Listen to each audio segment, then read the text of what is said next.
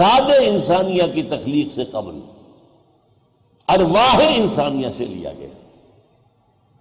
کہہ رہے ہاں ٹھیک کہتے ہیں، اللہ کا شکر ہے کہ انہوں نے مانا۔ افسوس یہ ہے کہ ان کی تفسیر میں اب بھی وہی بات چھپ رہی ہے، جو شائع کرنے والے ہیں انہوں نے اس میں درستی نہیں کی۔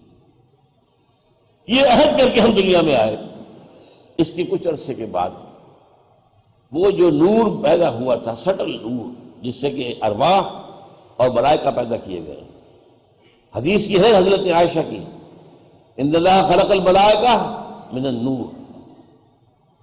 اس کے بعد بگ بینگ وہ آپ کو آج معلوم ہے، بہت بڑا دھماکہ ہوا، اور اس دھماکے کے نتیجے میں اسی نور میں ناری ذرات پیدا ہوئے ہیں، آگ کے ذرات، ٹریلینز ڈگری فارن ہائٹ ان کا ٹیمپریچر، اور دوڑ رہے تھے، بھاگ رہے تھے ایک دوسرے سے، فوٹونز کہلاتے ہیں۔ انہی فوٹونز سے پھر گیلیکسیز بنی ہیں، پھر یہ ستارے بنے ہیں، سیارے بنے ہیں۔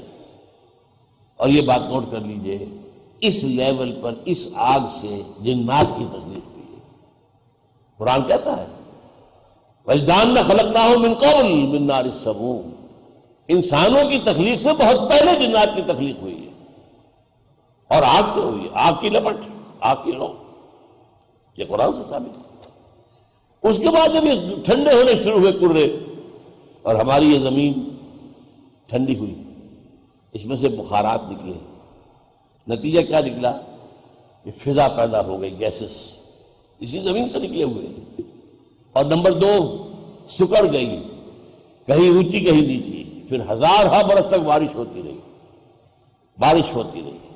اور یہ بڑے بڑے سمندر وجود میں آ گئے۔ اور یہ بھی قرآن کے اندر مذکور ہے، کان عرشہ علی الماء۔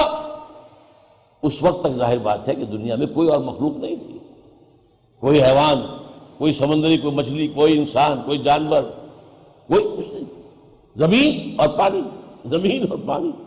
وَكَانَ عَرْشُهُ عَلَى الْمَاءِ، وہاں سے پھر انسان کی تخلیق کا عمل شروع ہوا۔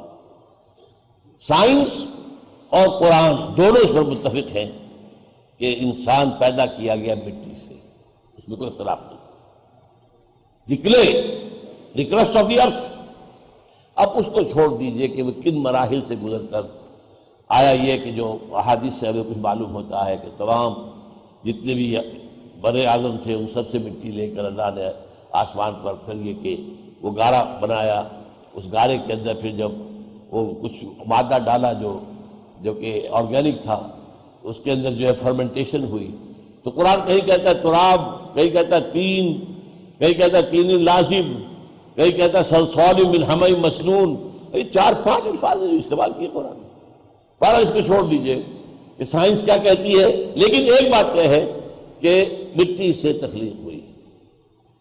جب یہ حیولہ تیار ہو گیا آدم کا، جسمانی حیولہ، تو آدم کی روح لا کر پھونک دی گئی، اور یہ آدم ہوئے اب علیہ السلام، یہ اللہ کے نبی ہوئے، اور ان کو اللہ نے زمین کی خلافت عطا کی۔ یہ چند باتیں جو ہیں، یہ چاہے آپ میٹا فزکس کی بات کہیں اس سے، چاہے ویلٹن شاؤن کی بات کہیں جرمنی اصطلاح کے اندر، یا جو ورلڈ ویو ہے اس کو کہیں، یا قرآن مجید کی حکمت کہیں، وہ جو مولانا روم نے شکوہ کیا نا، چند خالی حکمت یونانیہ، حکمت قرآنیہ راہم بخام۔ کب تک تم یونانیوں ہی کے فلسفے کو پڑھتے رہو گے، ارسطاٹل کو اور پلیٹو کو اور پلاٹونائزم کو، ان کو پڑھتے رہو گے؟ کبھی قرآن کی حکمت کو بھی پڑھو۔ پر اس انسان کو اللہ تعالیٰ نے 2 علم عطا کیے، یہ اصل ہے بات جو سمجھنے کی۔ اور جہاں یہ ذکر ہے حضرت آدم کی تخلیق اور انہیں خلافت دیے جانے کا، سورہ بقرہ کا 4واں رکوع، شروع میں ایک علم کا ذکر ہے، وَعَلَّمَ آدَمَ الْأَسْمَاءَ كُلَّهَا، آدم کو سارے نام سکھا دیے اللہ نے۔ یعنی نام کن چیزوں کے؟ نام کچھ چیزوں کے ہوتے ہیں، میٹیریل تھنگس، اس کا کیا نام ہے، اس کا کیا نام ہے۔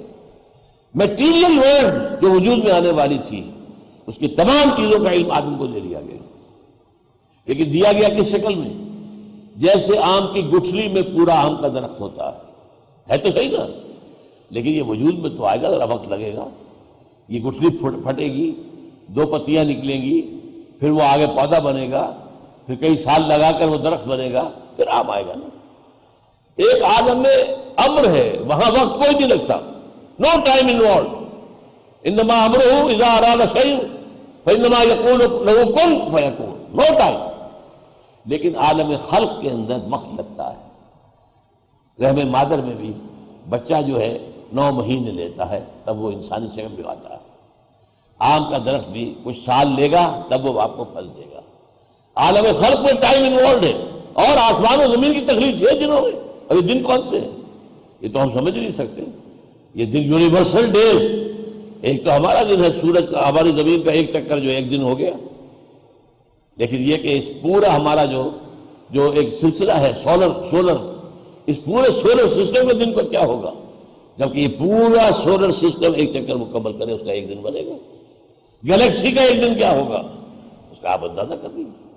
تو قرآن اسی لیے کہتا ہے نا، اللہ کا عام دن جو ہے وہ 10,000 برس کا ہے، 1000 برس کا ہے، اور ایک جگہ 25,000 برس پہ، 50,000 برس کا بھی۔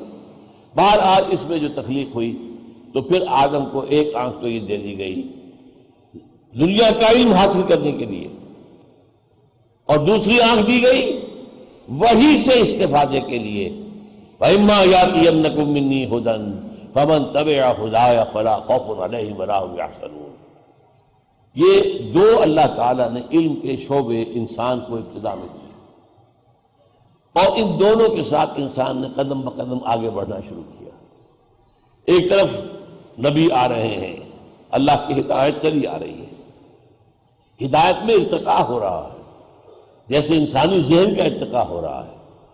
کبھی انسان بچپنے میں بھی تھا ذہنی اعتبار سے، کبھی آخر جوان ہونے میں وقت لگا ہے اس کے۔ اسی لیے ہدایت خدا بندی پہلے دن مکمل نہیں دے دی گئی، نہیں، قرآن میں لا کر اس کی تکمیل کی گئی۔ الیوم اکملت لکم دینکم واتممت علیکم نعمتی، نعمت ہدایت میں نے اس کا اتمام کر دیا تمہارے اوپر۔ اسی طریقے سے انسان کا تمدنی ارتقاء ہوا، کبھی غاروں میں رہتا تھا، پھر قبائلی نظام بنا، پھر شہروں میں رہنا شروع کیا، پھر بڑی مملکتیں اور امپائرز کا دور آ گیا۔ اب یہ جو نظام چل رہا تھا، انسان پر ظلم کرنے والا بن گیا۔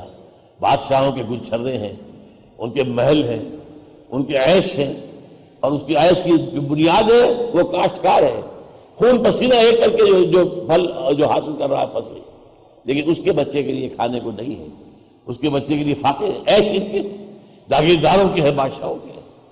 ان تمام کو دور کرنے کے لیے، ختم کرنے کے دین حق دیا گیا اور اس کی تکمیل کی گئی۔ الیوم اکملت لکم دینکم واتممت علیکم نعمتی ورضیت لکم الاسلام دینا۔ یہ تو ایک طرف ہو رہا ہے۔ دوسری طرف کیا ہو رہا ہے؟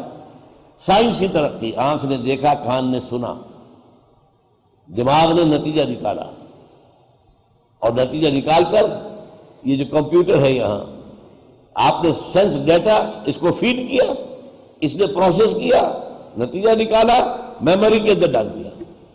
اب میں سارے کمپیوٹر کی اصطلاح استعمال کر رہا ہوں، یہ بہت بڑا کمپیوٹر ہے، بہت بڑا کمپیوٹر ہے۔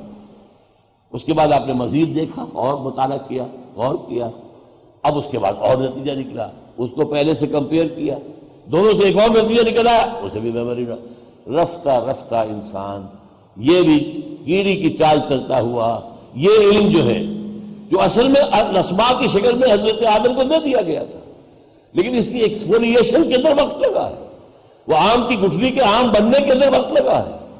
پچھلے 200 سال جو ہے اس معاملے کے اندر انتہائی عجیب ہے، ایکسپلوژن ہوا ہے معلومات کا، اتنا دھماکہ ہوا ہے معلومات کا کہ آج کسی انسان کے لیے ممکن نہیں ہے کہ وہ تمام علوم کی جو ہے موٹی موٹی باتیں بھی جمع کر سکے اپنے ذہن کے اندر، ممکن نہیں ہے۔ آج صورتحال کیا ہے کہ عروج آدم خاکی سے انجم سہمے جاتے ہیں کہ یہ ٹوٹا ہوا تارا بہے قابل نہ بن جائے۔ لیکن اس زمن میں ایک جو حادثہ ہوا ہے وہ کیا تھا؟ بدقسمتی سے یورپ کے اندر پاپائیت کی ایک حکومت قائم تھی جو بڑی تنگ نظر، بڑی سخت، بڑی مستبد۔ پاپائیت کے تحت سائنس کی تعلیم حرام، فلسفے کی تعلیم حرام۔ کسی گھر سے اگر فلسفے کی کتاب نکل آئی جلا دو، اگر سائنس کی نکل آئی جلا دو، گھر جلا دو، گھر جلا دو، کتابیں نہیں، گھر جلا دو۔ اس وقت جو ہے اسلام جو جزیرہ نما عرب سے نکلا ہے اور پھر آپ کو معلوم ہے 80 برس کے اندر اندر ہسپانیہ میں داخل ہوا، یورپ میں آیا ہے، اور یورپ میں داخل ہو کر وہاں عظیم یونیورسٹیاں قائم کی ہیں، کارڈووا کی یونیورسٹی، گریناڈا کی یونیورسٹی، ٹولیڈو کی یونیورسٹی۔ یورپ کے نوجوان آئے، یہاں سے آ کر علم حاصل کر کے گئے۔ نتیجہ کیا نکلا؟ 2 تحریکیں وہاں چلی، اصلاح مذہب اور احیاء العلوم، علم کو زندہ کرو، سائنس کو زندہ کرو۔ اور یہ مذہب جو ہے یہ کیا لے کر بیٹھے ہوئے ہیں؟ مذہب کے خلاف جو ایک نفرت پیدا ہو گئی تھی پاپائیت کے نظام کی وجہ سے، سائنسی ترقی کے اندر وہ مذہب سے دوری، وہ ابتدا ہی میں داخل ہو گئی۔ یہ ہے اہم نکتہ۔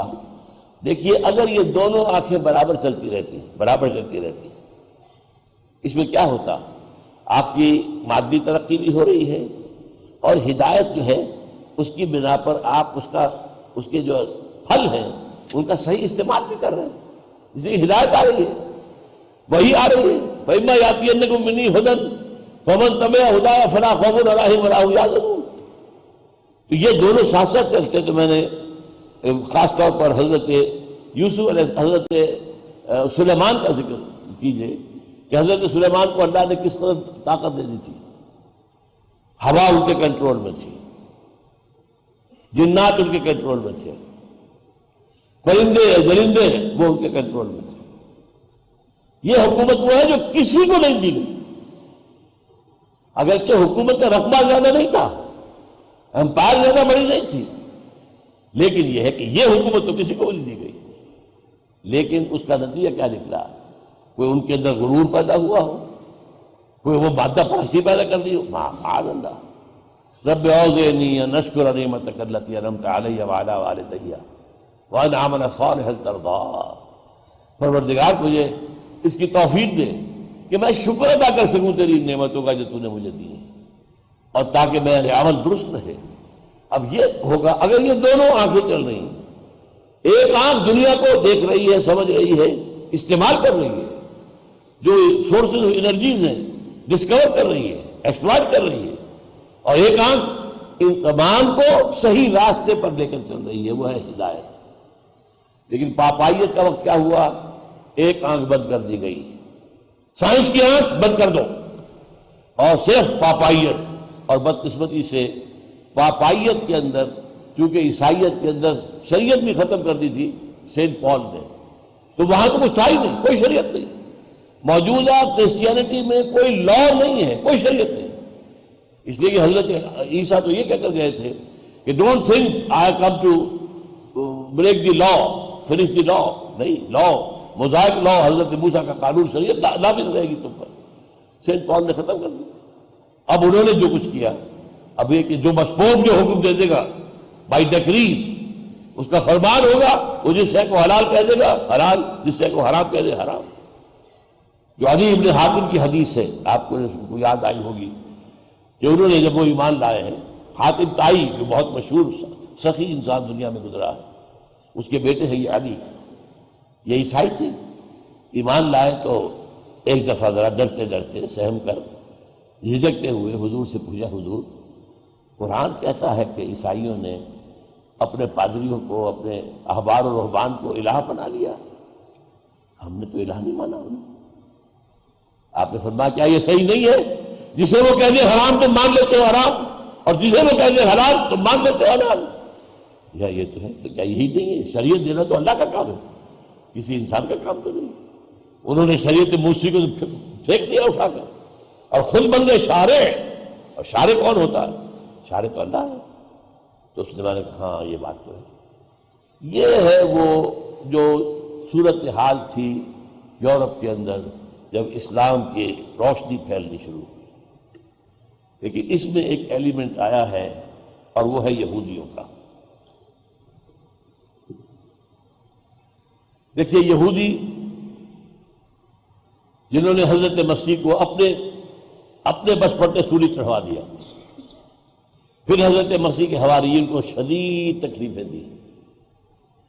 رومی جو حاکم تھے وہ بت پرست تھے، انہوں نے بھی ستایا۔ یہ اصحاب کہف کون تھے؟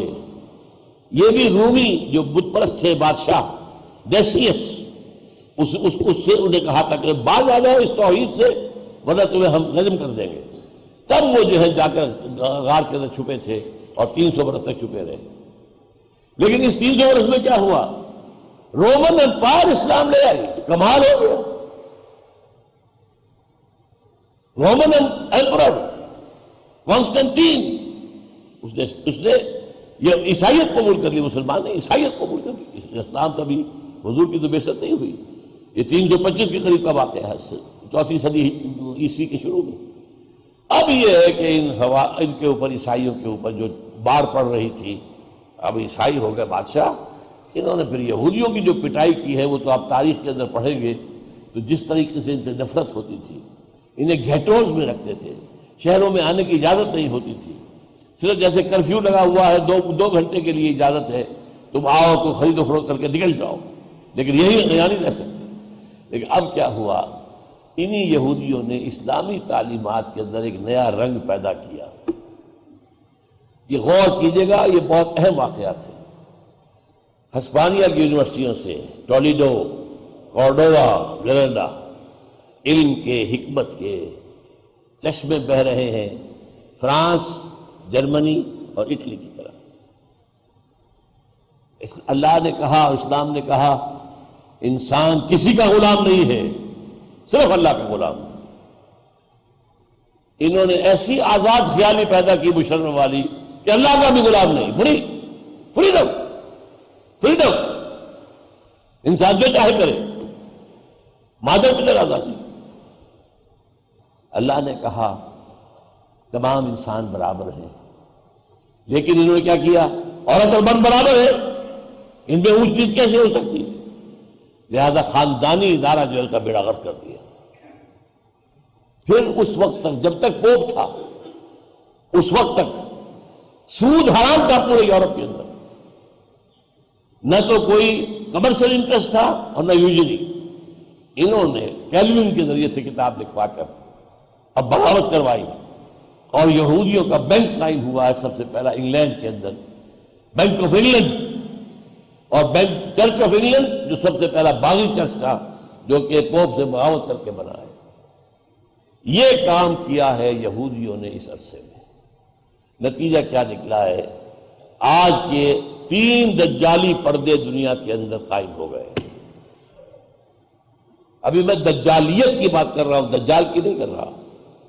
دجال میں بتا چکا ہوں، ایک تو وہ جھوٹے مدعیان نبوت جن میں سے ایک آنا ہے بہت جلد، زیادہ دور نہیں، کیونکہ وہ کتاب الملاحم میں جو ذکر ہے حضور نے فرمایا ہے جو جنگیں ہونے والی ہیں ان سے اندازہ یہ ہوتا ہے کہ وہ اب دور نہیں ہے. بہت بڑی جنگ.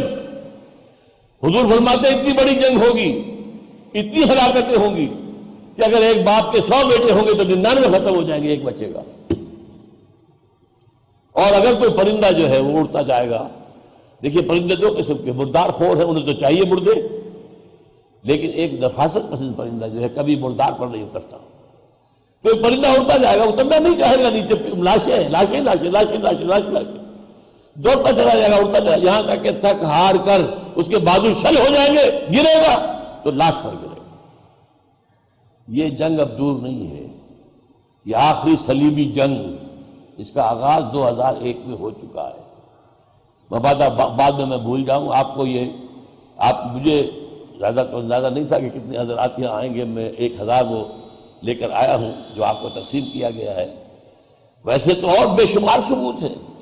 یہ جو جنگ 2001 میں شروع کی ہے بش نے، وہ صلیبی جنگ ہے. اس کی اپنی زبان سے نکل گیا تھا، نکل جاتی ہے جس کے منہ سے سچی بات مستی میں. فقیہ مصلحت بھی سے اور اندے وعدہ خار اچھا کہہ دیا تھا اس نے صلیبی جنگ. لیکن یہ اتنا بڑا ثبوت ہے. شہد شاہد من اہلہا، گھر کا بھیدی لنکا ڈھا رہا ہے. 2001 کے 9/11 اس سے 1 مہینے پہلے رسالہ چھپا ہے یہ امریکہ میں، دی فلیڈلفیا ٹرمپٹ، اور یہ ملینز کی تعداد میں چھپتا ہے، مفت تقسیم ہوتا ہے. اتنا بڑا ادارہ ہے، اتنا بڑا ادارہ. اس کا جیری فلیشر اس کا ایڈیٹر ہے. اگست کا شمارہ، یعنی 9/11 سے 1 مہینے قبل کا اشارہ شمارہ، اور اس میں یہ لکھا ہوا ہے، یہ تصویر ہے ڈوم آف راک اور مسجد اقصی. اور بولڈ الفاظ میں کیا ہے آپ کے پاس ہے، جن کے پاس بھی پہنچ گیا ہے، کیا لکھا ہے؟ Most people think the Crusades are a thing of the past over forever but they are wrong. Preparations are being made. 2001 میں لکھ رہا ہے اگست میں، لکھا ہوگا جولائی میں، چھپا ہے اگست میں. Preparations are being made. تیاریاں ہو رہی ہیں فار دی لاسٹ کروسیڈ، آخری کروسیڈ کے لیے، which will be the bloodiest of all، جو تمام پہلی جو صلیبی جنگیں تھیں ان سب سے زیادہ خونریز جنگ ہوگی. یہ تو گھر کا بھیج دیا، شاہدہ شاہد من اہلہا. یہ سارا کس لیے ہو رہا ہے؟ گریٹر اسرائیل بنانا ہے، سارے اسرائیلیوں کو وہاں لانا ہے پوری دنیا سے. مسجد اقصیٰ کو گرانا ہے، قبۃ الصخرہ کو گرانا ہے، وہاں تھرڈ ٹیمپل بنانا ہے، اور وہاں لا کر حضرت داؤد کا تخت جمانا ہے. یہ بھی یہ بات نہیں ہوگی بہت سے حضرات کے لیے، یہ تخت داؤد کہاں سے آٹپ کا؟ 3000 برس پرانا تخت. حضرت داؤد کا کس زمانے میں تھے؟ وہ تو 1000 BC میں تھے. حضرت عیسیٰ سے بھی 1000 سال پہلے ان کا تخت. وہ ہسٹری بھی اسی رسالے نے بیان کی تھی. یہ ایک پتھر تھا جس پر بٹھا کر حضرت داؤد کی تاج پوشی ہوئی. پھر اسی پر حضرت سلیمان علیہ السلام کی تاج پوشی ہوئی. پھر حضرت سلیمان نے ہیکل بنا دیا نا، مسجد، ہم تو مسجد کہیں گے اسے، وہ ٹیمپل کہتے ہیں، سولومنز ٹیمپل، اس میں رکھ دیا گیا. تمام جو یہودی بادشاہ ہوتے تھے ان کی جو تاج پوشی ہوتی تھی وہاں اس پر بٹھا کر ہوتی تھی. 70 عیسوی میں ٹائٹس رومی جنرل نے جب گرا دیا سیکنڈ ٹیمپل کو، تو یہ پتھر جو ہے اس نے کہا یہ لوگ یہ سب اس کو بڑا مقدس سمجھتے ہیں، وہ ساتھ لے گیا. خود تو بت پرست تھا، اسے کسی مذہب سے کوئی سروکار ہی نہیں تھا. وہ گیا روم، روم سے گیا آئرلینڈ، آئرلینڈ سے گیا اسکاٹ لینڈ، اسکاٹ لینڈ سے آیا انگلینڈ میں. 14ویں صدی عیسوی میں یہ انگلینڈ میں پہنچا اور وہاں اسے کرسی کی سیٹ کے اندر لگا کر تھرون بنا دیا گیا. اور ویسٹ منسٹر ایبے جو پارلیمنٹ ہاؤس ہے برطانیہ کا، ویسٹ منسٹر، اس کے ساتھ جو چرچ ہے ویسٹ منسٹر ایبے، اس میں وہ رکھا ہوا ہے. اور تمام کوئی بھی انگریز بادشاہ ہو، کوئی بھی کوئن ہو، تاج پوشی اس تخت پر ہوتی ہے. یہ تخت لایا جائے گا جب تھرڈ ٹیمپل بن جائے گا. یہ ان کا پروگرام ہے. ہونا کیا ہے یہ تو اللہ کو معلوم ہے، لیکن جو نقشہ ہے جس کے لیے یہ جنگ چھیڑی گئی ہے، یہ جنگ اصل میں کس لیے چھیڑی گئی ہے؟ ایک تو یہ کہ اس پورے علاقے کے اندر جو ہے گریٹر اسرائیل قائم ہو، اور نمبر 2 یہ کہ انہیں معلوم ہے کہ اس میں 2 ملک ایسے ہیں جو ہمارے لیے لوہے کے چنے بن سکتے ہیں. ایک افغانستان، یہاں وہ قوم موجود ہے. میں یہاں پر آپ کو گواہی دینا چاہتا ہوں، ٹوائنبی کا نام آپ نے سنا ہوگا، 20ویں صدی عیسوی کا سب سے بڑا فلسفی تاریخ. ایک ہے مورخ، ایک ہے فلسفی، تاریخ کا فلسفی. تو ٹوائنبی is accepted as the greatest philosopher of history. اس نے یہ لکھا ہے 21ویں صدی میں جنگ کمیونزم اور کیپٹلزم کے مابین نہیں ہوگی، اس لیے کہ کمیونزم اپنے آپ کو سسٹین ہی نہیں کر سکے گا. 21ویں صدی کی اصل جنگ عیسائیوں اور مسلمانوں کے مابین ہوگی. 1950 میں سویلائزیشن آن ٹرائل اس کی کتاب ہے، اس میں اس نے یہ لکھا. دوسرے اس نے یہ لکھا ہے 1930 میں افغانستان میں صحیح اسلامی تہذیب کی جڑیں موجود ہیں اور دنیا میں اسلامی تہذیب کا احیاء اسی سرزمین سے ہوگا. اب یہ تو میں نے آپ کو ایک فلاسفر آف ہسٹری کی بات بتائی ہے نا. باقی جو ہمارے ہاں احادیث ہیں جس میں یہ ہے کہ یخرج الناس من المشرق یؤتون للمہدی یعنی سلطانی، جب حضرت مہدی کا ظہور ہوگا تو ان کے لیے فوجیں ایک مشرقی ملک سے آئیں گی. وہ کون سے مشرقی ملک ہو سکتے ہیں؟ مشرق میں ایران ہے، افغانستان ہے، پاکستان ہے، بھارت ہے، یہی ہے نا. کون سے ہوں گے؟ یہ پاکستان اور افغانستان ہوں گے جنہیں آج ہمارے دشمن پاک بنا کر یکجا کر رہے ہیں. میں کہتا ہوں مبارک ہو تمہاری بات، کاش کہ یہ دونوں ملک ایک ہو جائے. اور ایک ہو جائے تو جو فکر، جو علم، جو سوچ جو یہاں ہے، شعور ہے، وہ اور وہ جہاد کا جذبہ اور جو بھی جانے دینے کی جو بھی آمادگی ان کے اندر ہے، یہ دونوں مل جائیں تو واقعہ یہ کہ پھر ان دونوں کی مجموعی قوت کا کوئی مقابلہ نہیں کر سکے۔ لیکن میں اس وقت صرف آپ کو یہ بتا رہا تھا کہ یہ اصل میں صلیبی جنگ ہے جس کا کہ آغاز ہوا ہے۔ اب یہ سارا کچھ جو ہو رہا ہے اس فتنہ عظیم کا، جب انسان نے ایک آنکھ بند کر لی، اب مذہب کو اس نے چھوڑ دیا، سائنس سائنس سائنس سائنس، نتیجہ کیا نکلا؟ ذرا برا نہ مانیے گا، اپنے اندر جھانکیے، 3 پردے آپ کو نظر آئیں گے۔ خدا ہاں ہے، ہوگا، لیکن اصل تو دنیا ہے نا، کائنات ہے۔ آخرت ہوگی، کیا پتا، کسی نے آگے بتایا تو ہے نہیں۔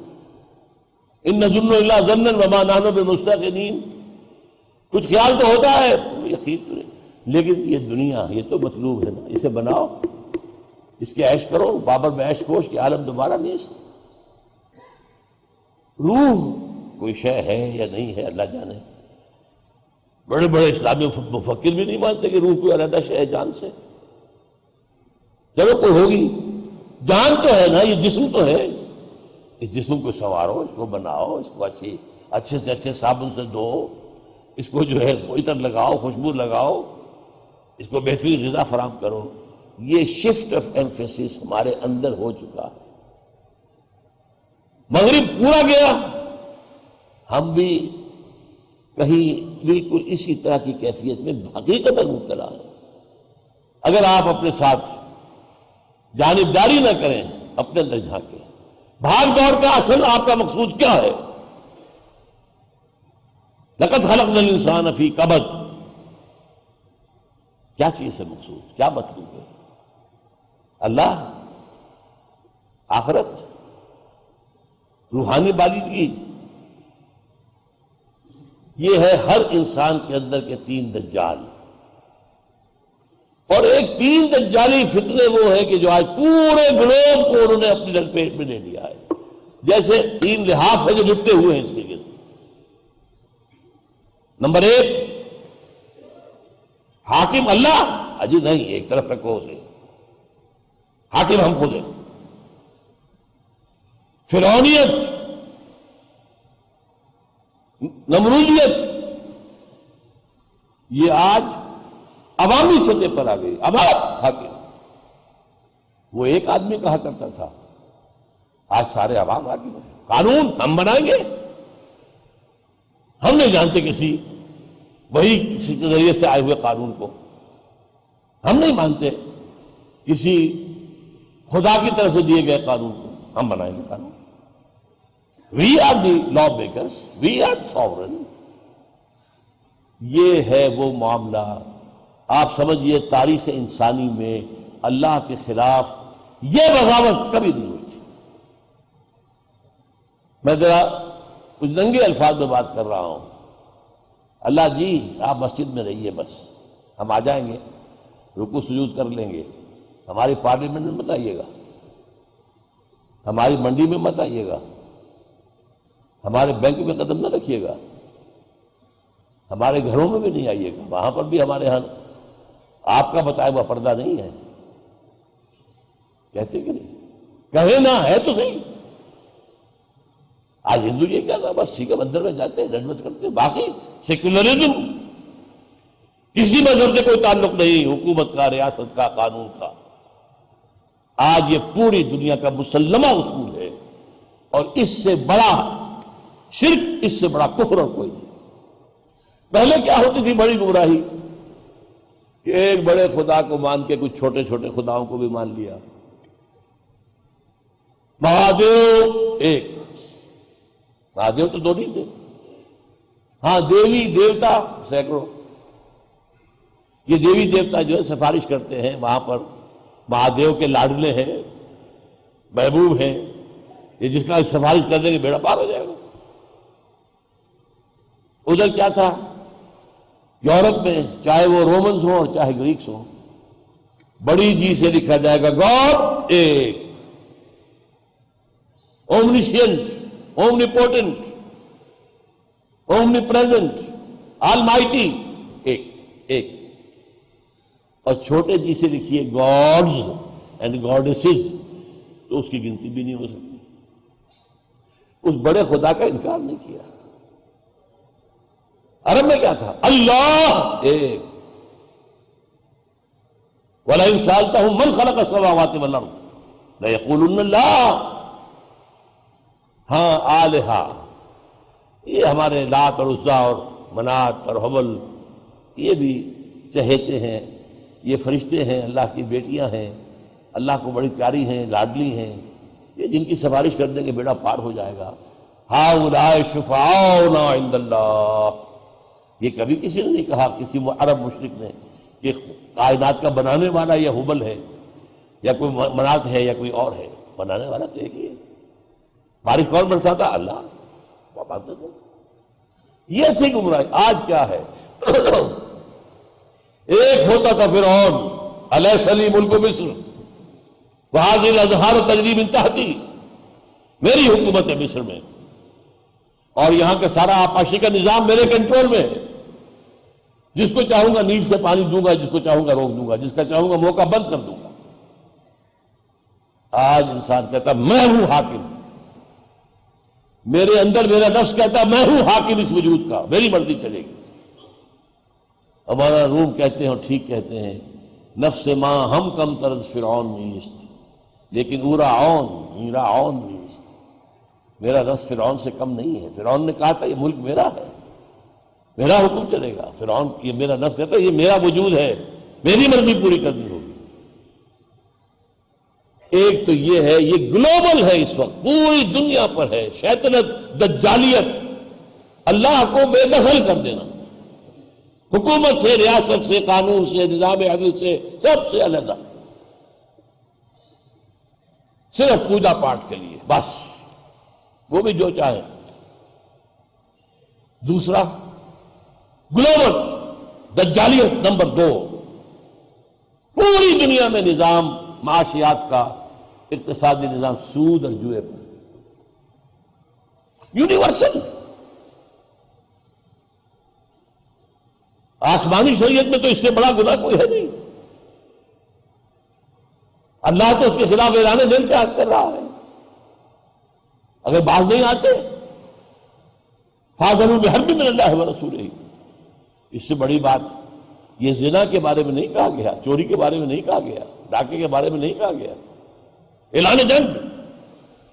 اور حضور نے کیا فرمایا؟ الربا 70 حوبا یا 70 جزءا. سود کے گناہ کے 70 حصے ہیں, ان میں کچھ بڑے ہیں کچھ چھوٹے ہیں. جو سب سے چھوٹا ہے ایسرھا ان ینکح الرجل امہ, سب سے ہلکا اس کے مساوی ہے کہ کوئی شخص اپنی ماں سے زنا کرے. یہ دجالیت کی دوسرا کبر لے چکا ہے. یہ دجالیت آ چکی ہے.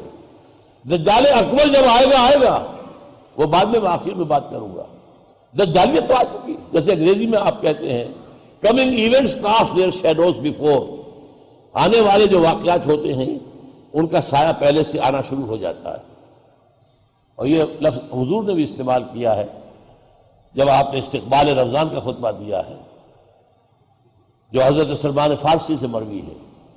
خطبنا رسول اللہ صلی اللہ علیہ وسلم فی آخر یوم من شعبان فقال یا ایھا الناس قد اظلکم شہر عظیم. تم پر ایک بڑی عظمتوں والا جو مہینہ ہے سایہ فگن ہو گیا. آیا تو نہیں ہے ابھی, آخری دن ہے ابھی شعبان کا, سایہ تو آ گیا.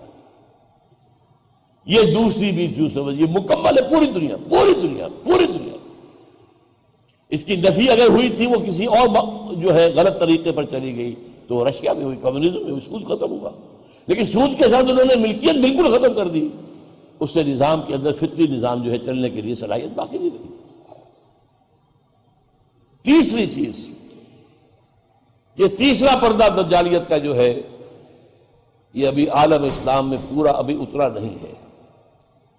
ہماری ایلیٹ جو ہے اس کی گرفت میں ہے، ہمارے اوپر کا طبقات اس میں ہے۔ وہ پردہ کیا ہے؟ ویمن لب، عورت کو آزاد کرو،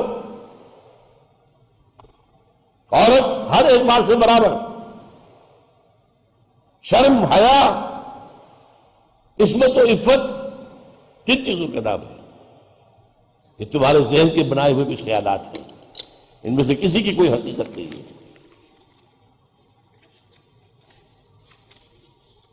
میں ذرا چاہتا ہوں کہ اس سلسلے میں آپ کو بتا دوں، اس انسٹیٹیوشن فیملی کو برباد کرنے کے لیے یہودیوں نے یہ سارے پروٹوکول انہوں نے دے دیے تھے۔ They were bold enough۔ 1897 میں بیسل میں جمع ہوئے ہیں وہ سوئٹزرلینڈ کے شہر میں، اور جو protocol of the elders of the Zion, اس میں یہ شرم اور حجاب اور یہ پردہ اور یہ اور وہ، یہ عریان، یہ کیا چیزیں ہیں؟ کن کے لیے بیٹھے ہو؟ چنانچہ اس وقت آپ نوٹ کیجئے، مغربی دنیا میں تو ختم ہو چکی وہ تہذیب، وہاں تو حال یہ ہے کہ امریکہ کا صدر کہتا ہے، کلنٹن، جو آخری اس کا ایڈریس تھا، State of the Union address, اس نے کہا تھا ان قریب ہماری امریکی قوم کی اکثریت حرامزادوں پر مشتمل ہوگی۔ یہ ہے تہذیب وہاں کی۔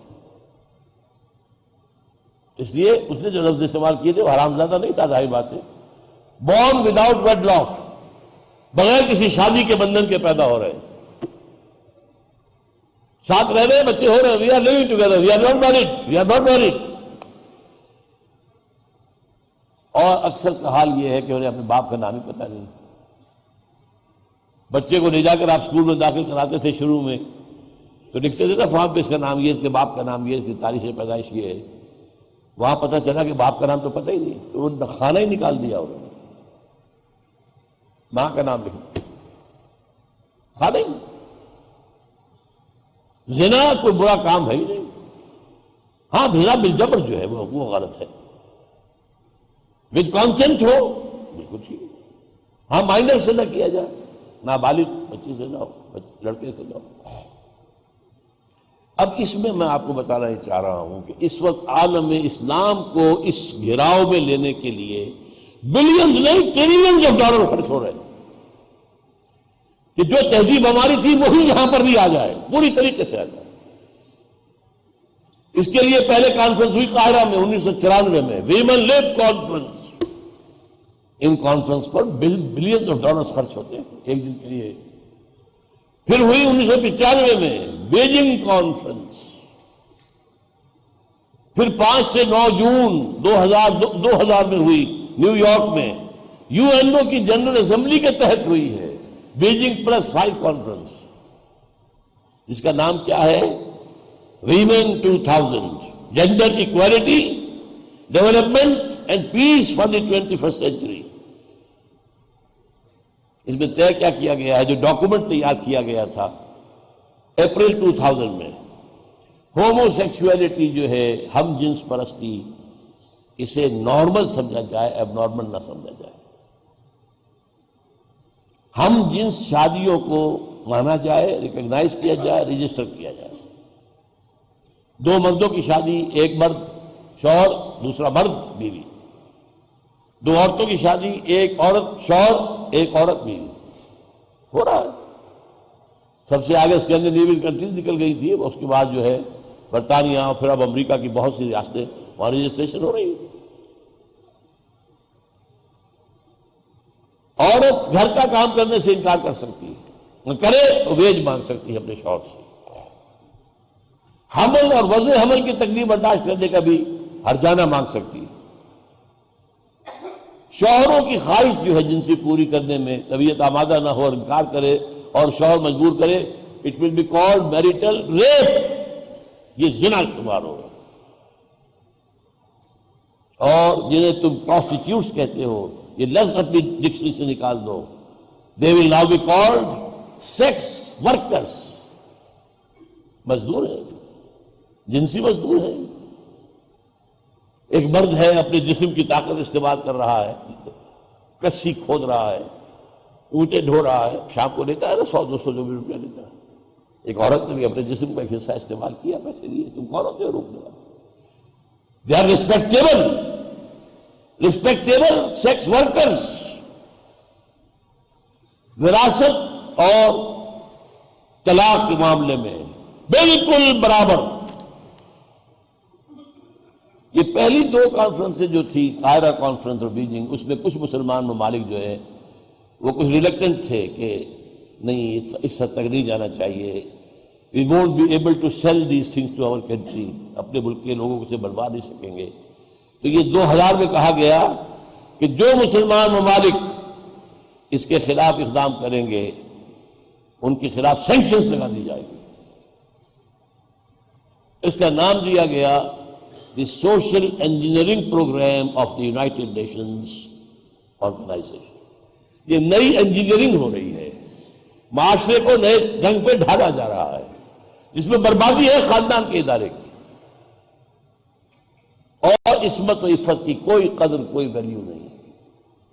عورت جو ہے، اب حالانکہ اس کا تجزیہ کرنے کا وقت نہیں ہے، سب سے بڑا نقصان جسے ہوتا ہے وہ عورت ہے۔ اب میں آ رہا ہوں اپنی آخری بات کی طرف، جس کا کچھ اشارہ میں کر چکا ہوں۔ دجالی فتنے کا تیسرا حصہ کیا ہے؟ پہلے یہ نوٹ کر لیجئے، شر کا منبع سرچشمہ ابلیس،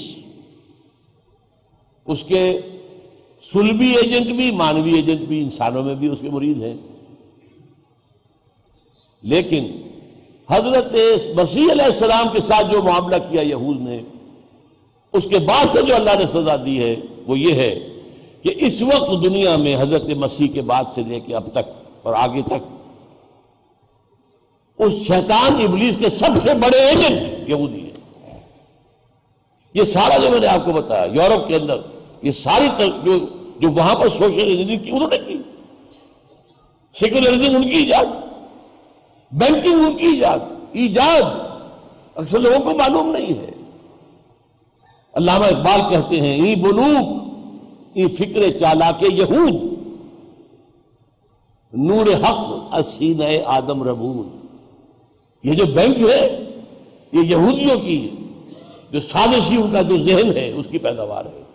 ای بلوک ای فکر چالاک یہود، اللہ تعالیٰ نے جو یہاں روح پھونکی تھی، نور رکھا تھا، وہ نور انہوں نے سرد کر دیا بینکوں نے۔ نور حق اسینہ آدم ربود، تا جگل مگرد ای نظام، تا نہ گردد ای نظام، تا تہو بالا نہ گردد ای نظام، دانش و تہذیب و دین سودا خام۔ جب تک یہ بینکوں کا بیڑا غرق نہیں ہوتا، کون کہہ رہا ہے؟ اقبال کہہ رہا ہے، کوئی مولوی تو نہیں کہہ رہا۔ اور اقبال کی پہلی کتاب تھی علم الاقتصاد پر، پہلی کتاب، تا کہو بالا نہ گردد ای نظام، جب تک ان بینکوں کا نظام تلپٹ نہیں ہوتا۔ کہاں کی دانش، کہاں کی دین، اور کہاں کی دانش و تہذیب و دین سودائے خام، سارا ان کا کیا ہوا بے حیائی۔